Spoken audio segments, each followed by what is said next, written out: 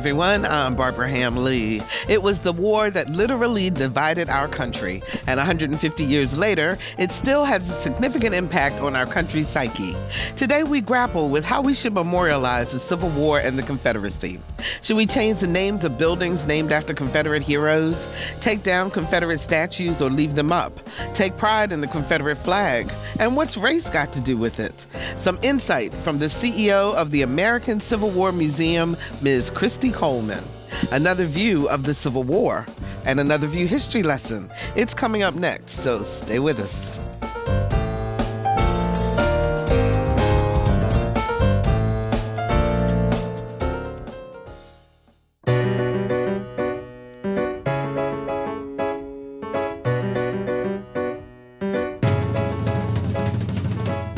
Discussing today's topics from an African American perspective, this is Another View.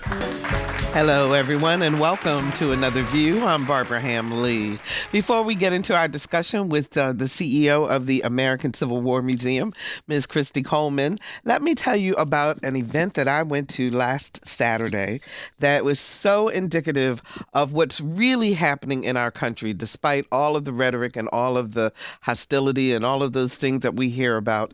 We were in Wakefield, Virginia, at the farm of Amy and Michael Jury, and they have a wonderful event called a community gathering.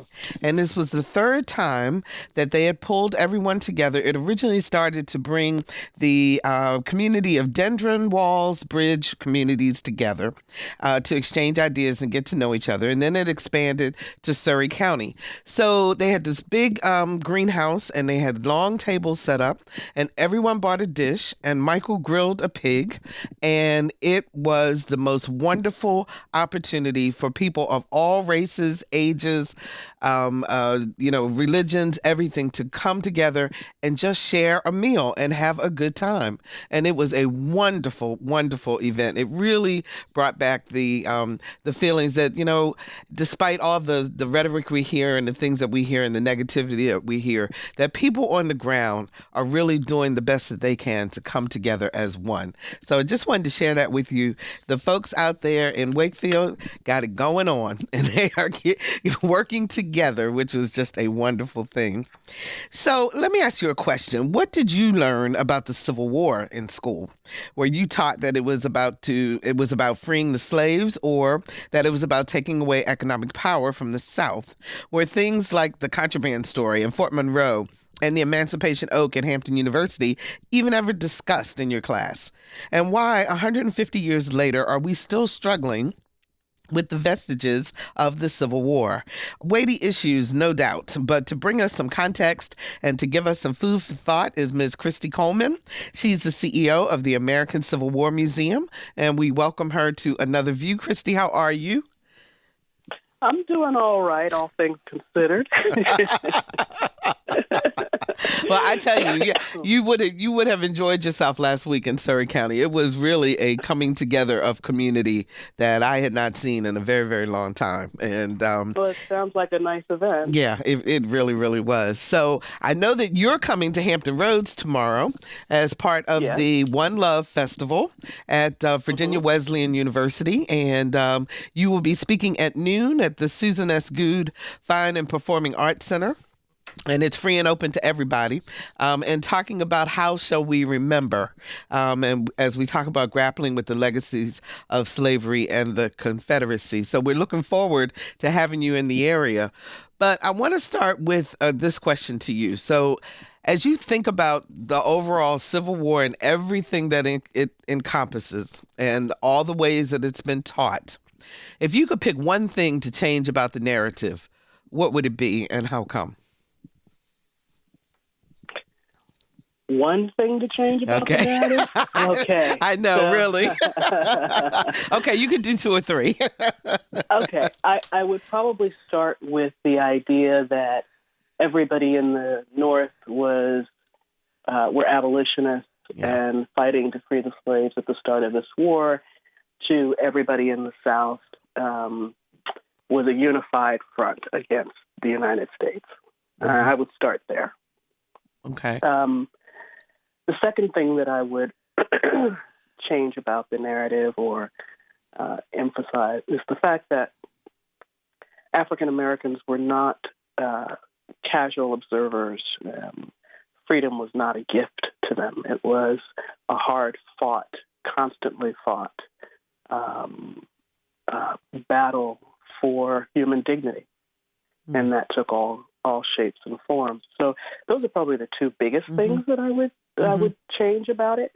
So, in the way that we remember. Yeah. So let's pick those apart a little bit. So the first one, the whole idea of, the North was the great savior and the South was the big bad guy. Where it comes from each other's perspective of what was going on? It comes from, actually, there are a couple of historians who've done a really remarkable job in this work, one being David Flight, Kadita E. Williams, and, of course, the great Eric Foner, who really spent some time around this idea of memory and race and reunion and all of that.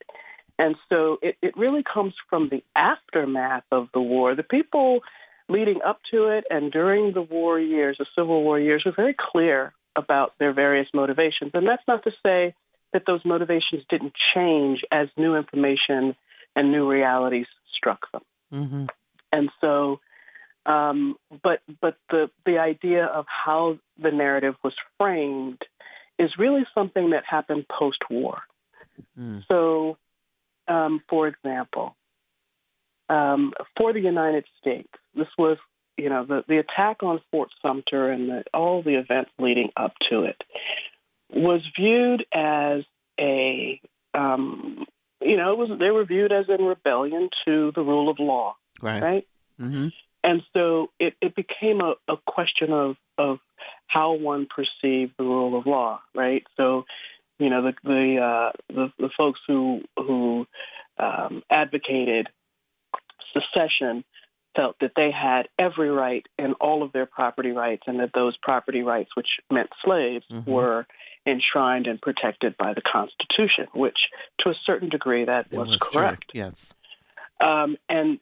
But it doesn't necessarily mean that they were correct in their perceptions of what the right and moral order of the society was. The United States goes to war to preserve the Union. They were not advocates of freeing slaves. What the Republican Party at that time, and they are two very different entities from today, and I have to make that plain because people try to conflate it a lot. But that Republican Party of the 1850s and 1860s, the more radical wing of that party wanted very much for not only full emancipation, but they also wanted full citizenship rights granted to men. All men. All men. And to some degree, there were even a few who wanted voting rights extended to women. The moderate part of that party said, which was the bulk of the party, said, no, let's just contain slavery where it is. Right? And so, so there was this ideological thing. But to the South, the ascension of this Republican Party was deemed as yet another threat to what they considered their sovereignty and their rights to property. And so in virtually every single one of the secession documents, they make clear those points, make clear that slavery is under threat, and make clear that slavery is, in their minds, the rightful condition for African Americans. So it's very different. The Southern states, even if individual actions are different or motivations are different, the states were very clear about why they were seceding and what they were doing. And it was over slavery. And the protection of that institution. Because that was their entire economy, and that they did not want that to go away. Well, it was, absolutely. I mean, it made an exceptionally wealthy society. The states that would secede had they provided 90% of the world's cotton. They were exceptionally wealthy because, unlike northern, 90%. 90% of the world's cotton came from the United States, from the southern United States. Wow, I didn't realize it was that high. Yeah, it was very high, and Yeah. it made for about the sixth, I think it's like the sixth largest world economy at the time, was the southern states. So they had the financial wherewithal. They had a population of roughly 9 million people, 4 million of whom are enslaved. Mm. And so this is, this is not only the idea of ending slavery as a disruption of that immense wealth that, quite frankly, was concentrated in the top 40% of the society, and certainly the top 1% of that society Mm-hmm. had the bulk of that wealth. But it was the ideas of being able to expand that wealth to others that led to this fierce protection of this institution. And so, yeah, it's Yeah. really quite interesting. So, Christy, knowing what we know in 2019, why is it still such a touchy subject? Why is it still that there are people who just refuse to accept facts about the war, about what it was all about, and what happened? I think there are two reasons for that. One is far more personal, i.e., you're talking about people's ancestors, right? Yeah. This is your great grandfather Mm-hmm. or what have you. And so throughout your growing up, you were taught, in most cases, that what they did was honorable. They stood up and answered the call of their country or their state. Mm-hmm. And so therefore they should be venerated. And so there's a lot of work that has gone into the last 150 years of removing the central cause from the narrative. And it didn't help that there ended up being this reconciliation movement of the 1890s into the 20th century of Confederate and United States veterans holding reunions on these battlefields to recount stories of various acts of bravery or valor or what have you. And so, and a very robust system of passing that on from one generation to the next. So what you will often hear is, as I said, this idea that, they need to be honored because they were doing what they felt were the right thing, and we can't put 20th century morality on it or 21st century morality on it. And what's interesting is during the period, there were people who were questioning all of this. This isn't just a 20th century moral argument. The moral arguments were happening at the time. But excuse me. Mm-hmm. But the thing that I think there's another analogy that I'd like to make in terms of Southern apologists around the Confederacy, and that is, it's almost as if when you look at causation and you look at the actions of the military and you look at the actions of the government, and all of these things are intertwined. It's almost as if each of us of a certain age, we can recall exactly where we were, what we thought, what we felt, what was happening on September 11th of 2001. Mm-hmm. But here's the issue. If we only recounted that from our particular lens, we lose 99% of the story of what happened that day and why it happened that day and how Americans responded that day and how the world responded that day. And so that's sort of the thing that I work probably hardest at, is helping people understand that the particular slither that you're trying to view and or defend isn't really giving the full measure of what the historical record tells us. And so I think that's where you run up against it. But again, it becomes very personal because for a number of these folks, these are ancestors that they're referring to, so they're very wedded to it. And they, they're very wedded to it because it's a part of the identity that has been deliberately and consistently applied for the last 150 years.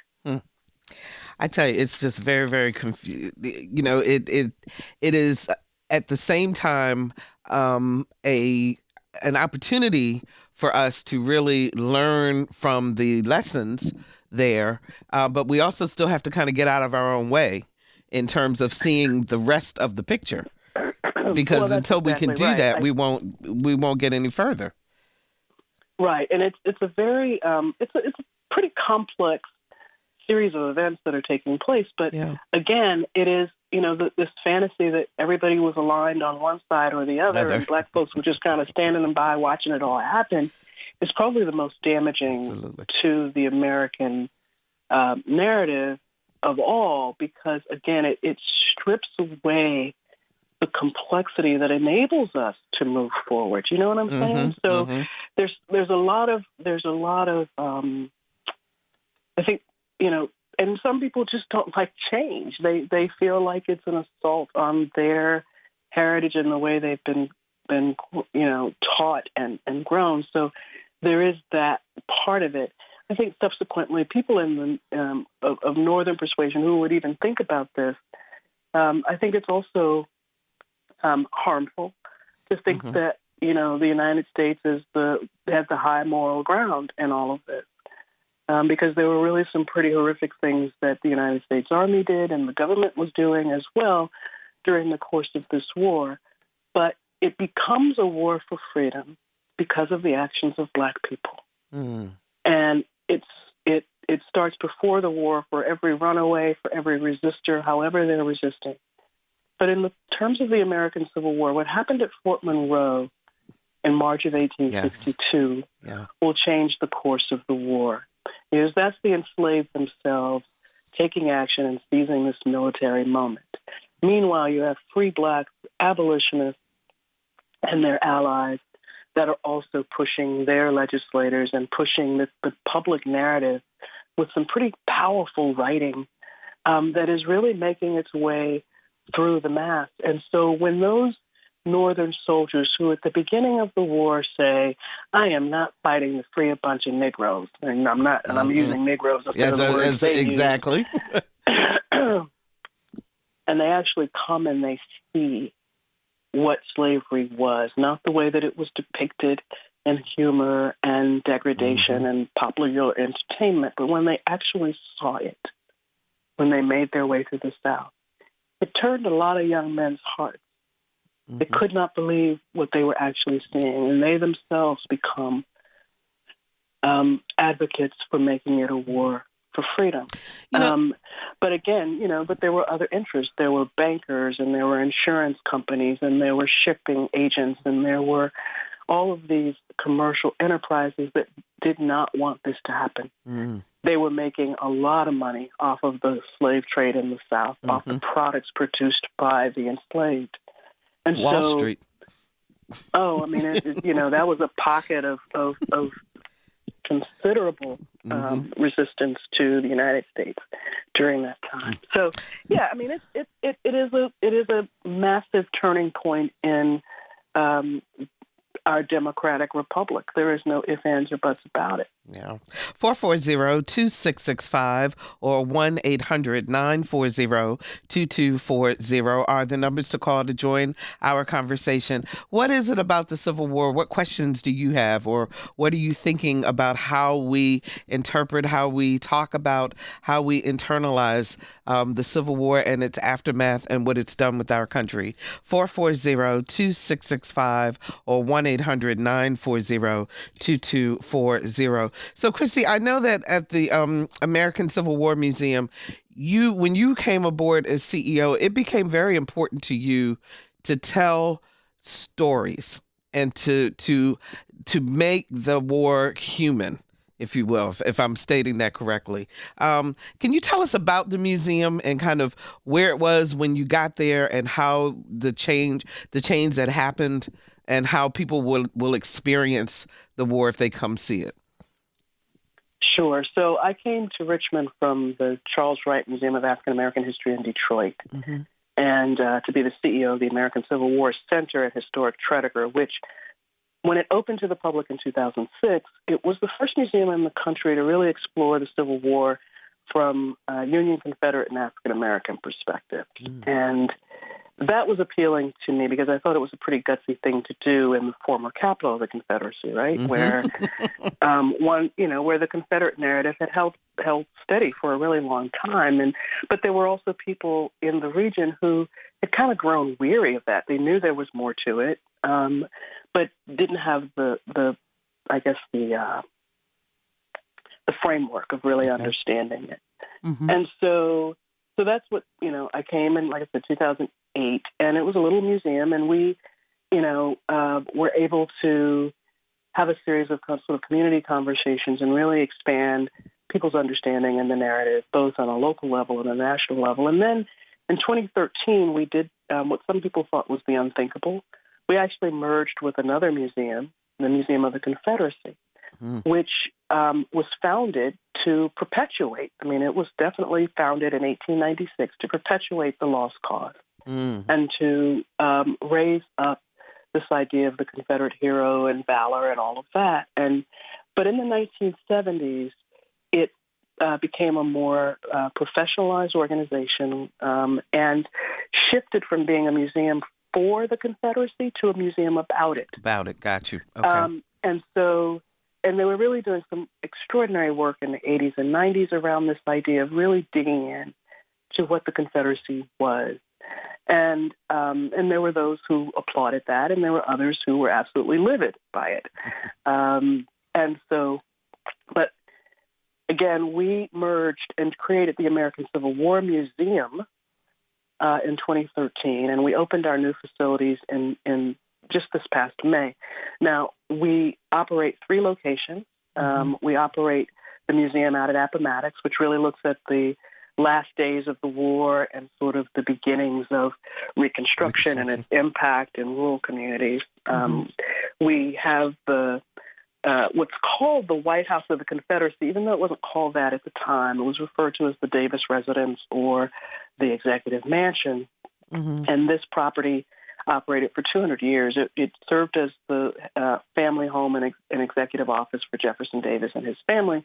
But post-war, it also becomes a military office for the United States. It becomes a Freedmen's Bureau location. It becomes a school. It becomes a variety of things over time. And so when we became the American Civil War Museum, our mission shifted.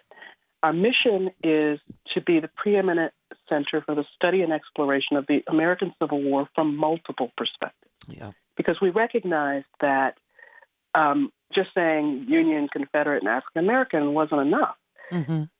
What was happening to Native nations, what was happening to immigrant communities during the course of this war, women and children and soldiers and civilians. I mean, there are so many lenses from which we can explore what was happening during those tumultuous years that we knew we had to do that. And so today we do. And when you go through our galleries and we frame the American Civil War through these different thematic ideas that play out throughout the war. And so they're interactive, not just for interactive sake, but things that you can actually engage with. We have an extraordinary collection of artifacts. There are media components that fill in the story. And more important, as you walk through, you see the faces of Chinese Americans in uniform. You see the faces of Native Americans, some of whom chose to fight in alignment with the Confederacy, the majority of whom would fight, with the United States, even though the United States was breaking treaties with these Native nations. And there was a separate war engaging out in the Dakotas. Mexican Americans, Mexico in 1829 abolishes slavery. And so Mexico gets caught up in this to a certain degree because along the border in Texas, enslaved African Americans are running into Mexico, and Mexico is providing them protection and homesteads. And so it's this remarkable story of a global crisis. Meanwhile, the Confederacy is fighting this war and thinking about and believing that eventually they'll either win or they will be allowed to go. And they are looking at how they will expand this empire that is being established with the sole purpose of being a slave nation. And so And they say that. That's not me saying that. The documents are really clear. So they're looking at Cuba for expansion. They're looking at invasion into Mexico and South Wow. America, Central America. They're aligning with Argentina, which is also a major slave trading place at the time. They're looking at China for more labor because they're concerned that Europeans are going to continue, particularly the British, are going to continue to block their access to African labor. I mean, it is an extraordinary story, and most of us have no clue of the depth of it. Oh my goodness. If you're just joining us, we're talking about the American Civil War and its consequences today with Christy Coleman, CEO of the American Civil War Museum. 440-2665 or 1-800-940-2240. Regina joins us from Suffolk. Hi, Regina. You're on the air. Hi, Christy. I have the benefit of being at the program you did last week with Ta-Nehisi Coates. And Barbara, I was also in Surrey in Wakefield Yes. on Saturday night, so I got to see both of you ladies. I wanted to ask Christy, do you feel like there is a renaissance going on at this point in time around African American history? You know, we have, a couple of years ago, we had the opening of the Smithsonian African American History Museum. We have the National Civil Rights Museum, I believe. That's the official title of the Lynching Museum in Alabama. And then, of course, South Carolina is getting ready to open an international African American museum in Charleston next year. It just seems like there's a lot of movement in that space, and I just wondered what your opinion was in terms of where we are now, in terms of discussing the narrative of African Americans, particularly even with the 1619 commemoration that's going on. Okay. Thanks so much, Regina, for the call. Go ahead, Christy. Yeah, thank you very much, Regina. That's a very good question. Do I think that there's a renaissance going on? No. I think what's happening is that there is a wider acceptance of the work that's been going on for decades. And, you might want to call that a renaissance. I don't call it that. I mean, there are, we have hundreds of African-American museums around the country, large and small, that have been there telling these stories, sharing our art, sharing our history, sharing our music and performing arts since the mid-'60s, actually before that. And at Hampton University, the University Museum has been there since pretty much the time the school opened in 1868. So it's not so much. I think what it is that these institutions have been there and putting in the work. I think it is mainstream white America that is finally discovering them and finally being able to reckon with the stories these institutions tell. Interesting. So I think that is predominantly what we're seeing. There's no question that the remarkable work at the Smithsonian is just that. It's remarkable. But we have to remember it took almost 100 years to get that museum built. Mm-hmm. From when it was first proposed in the, I believe 1917 or 1918. I can't remember exactly. But, through all of the various, being killed in committees, even as recently as, Strom Thurmond trying to kill it, Exactly. and to get it funded. So this is, it is a remarkable achievement. The International Slavery Museum in Charleston also has been one of those, been on the table for a long time. But meanwhile, again, I don't want us to dismiss, because we got these big projects. I don't want us to dismiss the other museums that have again been out here doing the work. Mm-hmm. And so that's sort of my take on it. It's a long answer, Regina, but a really great question, and I hope it took care of you. Fantastic. Thanks so much for that. I got to ask you, Christy, I know that you were appointed by the mayor to be on a commission to look at the Confederate statues that are on Monument Avenue, I think it's called, right? Right. That's right. Mm-hmm. And I know that is a huge issue. There's discussion about what's going to happen with the monument that's in Norfolk in the middle of downtown. Hampton, I think, just had theirs removed. What are you thinking? What is your thought? Or can you talk about where you guys are in the process? Oh, well, that process from the commission is over. Oh, we okay. turned in All our right, you report did. to the mayor. Yeah, we turned in our report to the mayor July 2nd, 2018. So it's now in the hands of a different group, the Richmond History Commission, that is looking at all the statuary for opportunities for contextualization, new art interpretation around those works.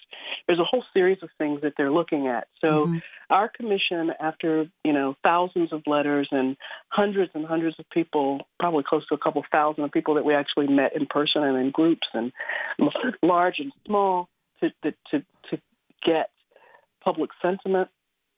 The workshops, if you will, that were done to help informed communities, and the tremendous alliances of the cultural and historical organizations and universities in the Richmond area that helped inform the work.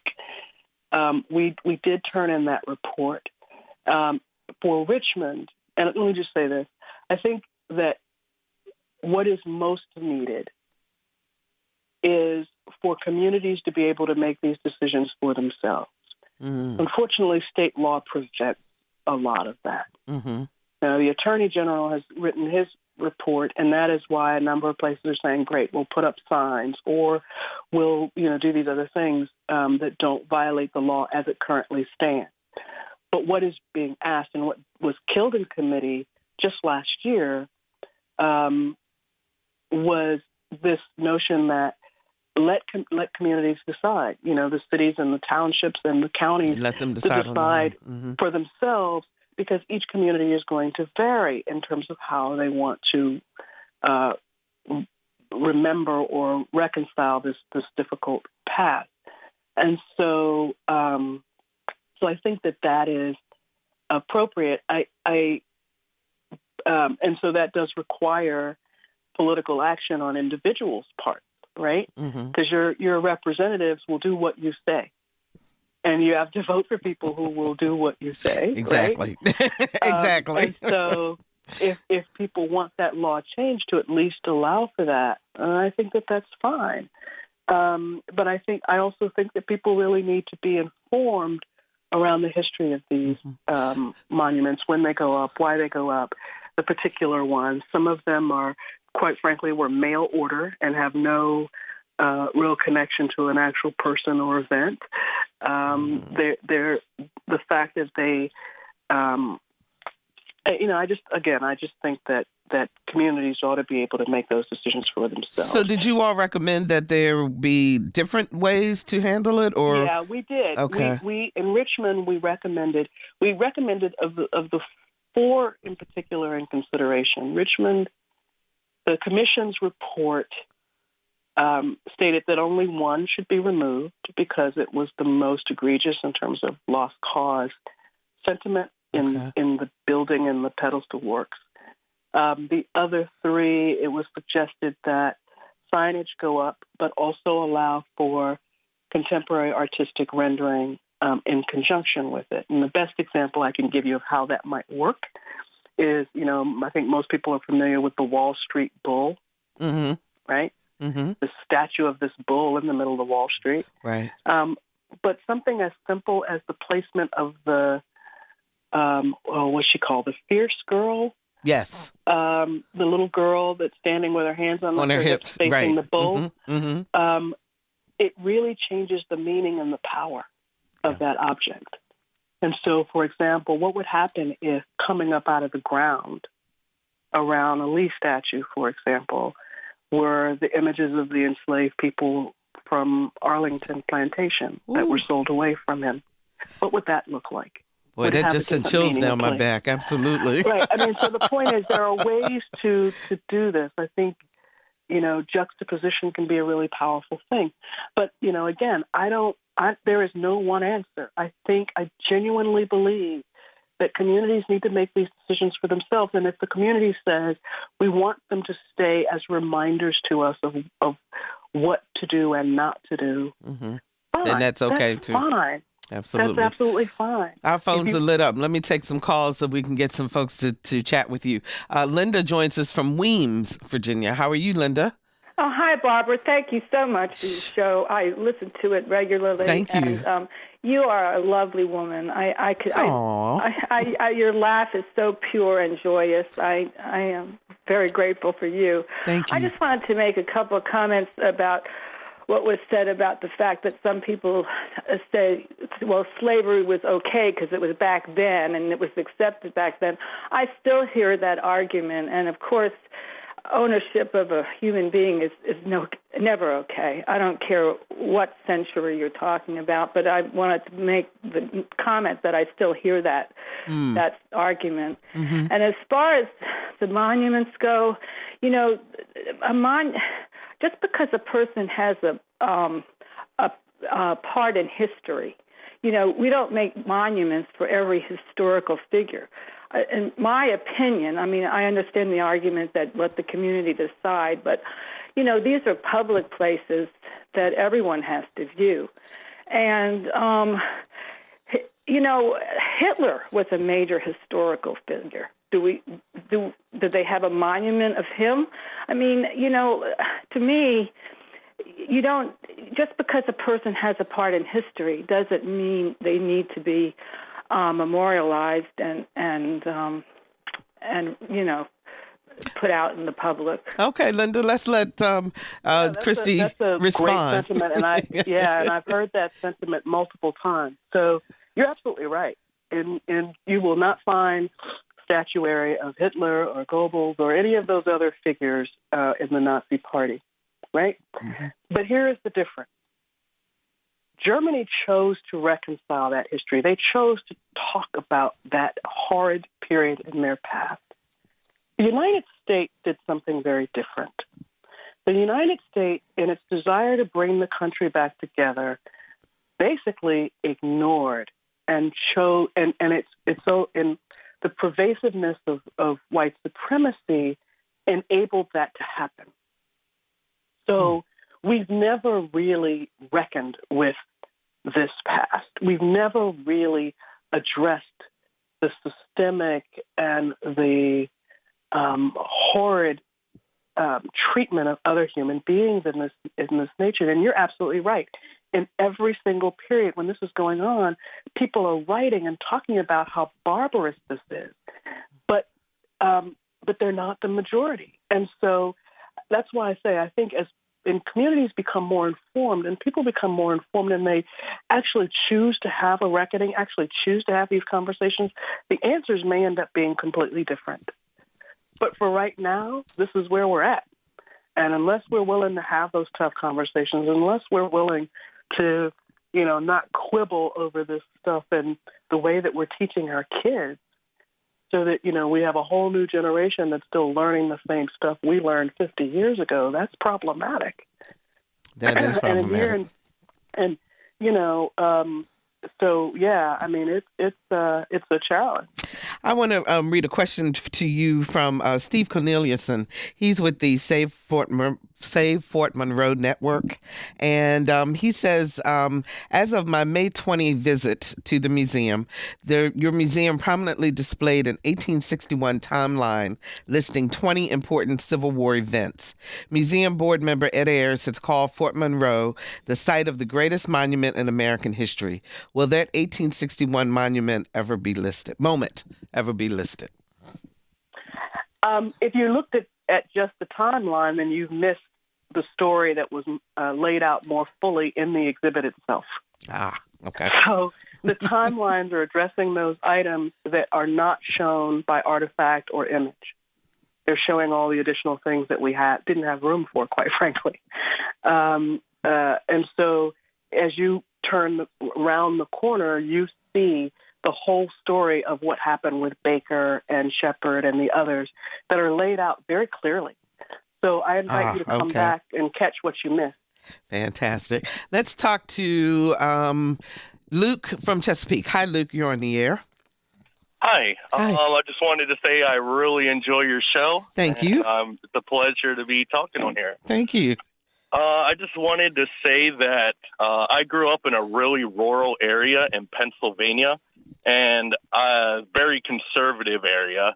And I used to have this preconceived thought of what the Confederacy was. It used to be glorified where I grew up. And, then I joined the military, still in today. And one underway, I just decided to start reading Grant's memoirs. And I started to realize that what I had previously thought was wrong. So then I started reading more books and going to battlefields, and I started to realize that, there's a whole different view other than my own. And it started broadening my actual, thought process. And now I'm actually, a proud progressive. And it totally changed my view just from picking up the Grant's memoirs. Wow. Okay, Luke, I'm going to get Christy to respond to you. Thanks so much for the call. Yeah, well, we appreciate it. Go ahead. Isn't it interesting? Thank you so much for the question, or the comment. So, yeah, that's the really interesting thing, right? Pennsylvania is northern. So why in the world would people be thinking that the Confederacy was great in the north? Well, because after the war, they're spreading all over the place. I mean, people are moving everywhere, and they're taking their narrative with them. I mean, my goodness, immediately after the war, while her husband, Verena Davis, who's Jefferson Davis's wife, she moves to New York City, and so she's living as a New Yorker. And so we shouldn't be surprised at that. But I'll bet you, growing up in Pennsylvania, you didn't hear this about Gettysburg. Right. That as the Confederate Army was coming through on this brazen assault that Lee planned to strike at the heart of the northern area, the Confederate Army was supported by tens of thousands of camp slaves. This was a requirement of slaveholders to send slaves to support the army. The idea is the slaves would do the manual labor of the army to leave white men to fight. So they didn't have to haul supplies, and they wouldn't have to. Black folk did that. Mm-hmm. There was so much concern about moving into Free State Pennsylvania, which had been a place where runaways were being sheltered, a place where there were free black folk, where they knew this going in, that there was a threat. So what does Lee do? He forces all of the black labor towards the back of the line, so that there would be a line of protection in case any of them decide to run. Some of them do decide to run. But here's the other thing that most people don't know about Gettysburg and the incursion into Pennsylvania is that the Confederate Army was also kidnapping African Americans under what they perceived as the ongoing Fugitive Slave Act. So any black person they saw, they assumed to be runaway. Exactly. Because so they were capturing free black people. The Army, the Confederate Army, was doing this. And so this is July of 1863. And so July of 1863 is an extraordinary period of time. There's civil unrest everywhere. You got Harriet down there at Combahee River. You got draft riots in New York City. You got General Order Number 11 out there in Missouri, where United States troops are burning townships for being Confederate sympathetic and hiding Confederate guerrillas. I mean, it's a mess. I think about how we think today is just so nutty. And then when you really look back at history, this country has been through a lot. Absolutely. My goodness. Eric joins us from Virginia Beach. Hi, Eric. You're on the air. Hi, Barbara. Thank you for you and for your program. I really appreciate it. Mm-hmm. I just wanted to comment that, it's sometimes amazing how shrouded in darkness the truth of the Civil War has become, and it still is in a lot of respects. But, if you just really think about us as African Americans, the whole bottom line was we were not supposed to be, do, create, contribute, become, make, do anything ever. Except for what we were told. Right. And right. But as far as us as a people, freedom, and that was never supposed to be. That was the plan. And so it reminds me, and so it seems amazing in this day and age that we have all that we have to know the truth about what happened not so long ago, that it's shrouded in such controversy, and people wonder why there's so many problems with the symbols and flags and things of that nature, because that was the plan. And so, it reminds me of the biblical story, the man who regained his sight after being born blind. He says, look, the fact that some of you don't believe is even more miraculous than me getting my sight back. And so, let's not be amazed that, of course they're going to shroud it in in controversy and everything because it was god awful ugly. It was horrible, and it was wrong. As James Baldwin said, man has killed his brother knowing it was his brother. Yeah. That's, that's what it is. Eric, and thanks. It's really coming out. So thank you for all the work that you do. Thank you. I appreciate that. And I want to let Christy respond to your comments. Go ahead, Christy. Oh, I think you spoke eloquently. There's Absolutely. anything to that. Thanks for listening. Oh, we appreciate that. Let's see. Robert joins us from Norfolk. Hi, Robert. You're on the air. Hello. How are you? Okay. How are you? Good. Thank you for your show. I find it very interesting, and Thank you. I always learn something when I'm on. I just wanted to call, and by definition, when these people in the South rose up against the standing army at the time and plotted against the current president and plotted against to kill him. I mean, these are terrorist acts. I'm not sure why we celebrate these terrorist acts with monuments and flags and all of these things. I mean, they're infidels and they are terrorists, and I think they should all be taken down. Well, that's a rather strong statement, but do you see them as terrorists as you look at the history, Christy? Would you describe them that way? I should say. Let me just say this. During the course of the war, various acts of terrorism actually were a part of the strategy. Mm-hmm. And so with that regard, yes. But I also have to say that, and I'm not defending, I'm just giving you some of the logic here at the time, was that while we're saying, you're an active plotting against the United States and its armies and its government and its people, the Confederate states viewed what they were doing as, rebellion in the framework of a George Washington against the crown is how they viewed it. Mm. And how they have taught it. And so that rhetoric is why they will frequently, again, the Confederate apologist will frequently say, do we think George Washington was a traitor and a terrorist because he, decided to participate in the American Revolution? The only difference is we lost, even though our cause was just. Well, the causes are a lot different, quite frankly. Despite what the founders were doing in their private world, i.e., they are slaveholders. They are trying to establish a republic based on a series of ideals. What's interesting is the series of ideals were really meant for white men. We get that, right? But they were so profound that regardless of one's gender or sex, or ethnicity, those words have been embraced and expanded.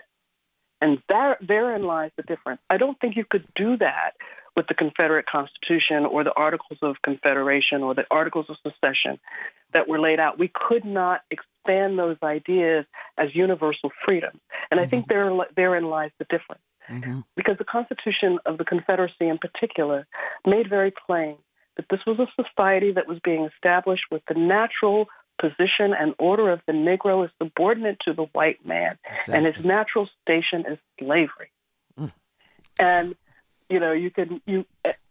that is the nature of it. You can't back away from that. Again, even if individuals in the South may or may not have agreed with that, they are benefiting from that idea. Yeah. I got to ask you, Christy, because we got about 4 minutes left in the show. This hour has flown by. But as an African-American woman, how has this affected you on a personal level? I mean, I got to imagine that at some point you have to sit down sometimes and go, whew. I'm being polite because you might want to say something else. No, not at all. I mean, I find it. I've always been infinitely fascinated by people, mm-hmm. And in terms of history, I love history. I love the power of the story. I love the power of narrative. I am not interested in indoctrination. I am interested in critical thinking about our past and about ourselves. But I do listen intently when someone has a point of view that's different from mine, because I'm really trying to understand from where is that coming from. Even if I don't have to agree with it. Right. I just need to understand where that's coming from.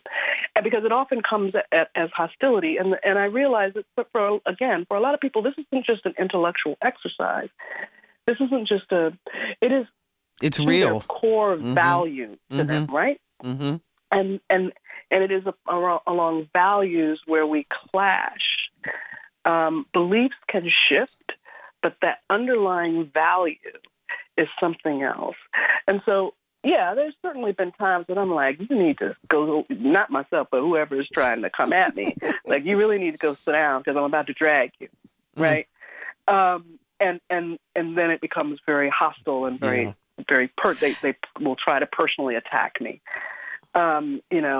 There are those, it's like, well, she's just trying to turn it into a black museum and everything wasn't about black people at the time. Well, it kind of was, Yeah. I mean, you can't ignore it. Exactly. You can't ignore the impact of unfree labor and its impact on the building of an American empire. Absolutely. So when you see some of the artifacts, have they touched you in a way or made you, kind of stop to imagine, how they were used, what they meant? I think when I was younger into this, it absolutely did. I used to, when I first got into museum work and started seeing the artifacts and knowing that these are real things that real people held in their hands or used or whatever, I used to get far more emotional about it. So I try to keep that in the back of my mind when, I go through the gallery and I see a woman standing there. This has actually happened to me, and I'm going to try to make this as short as possible. This woman was standing there, and it was a drum, and next to the drum was a picture of a little boy.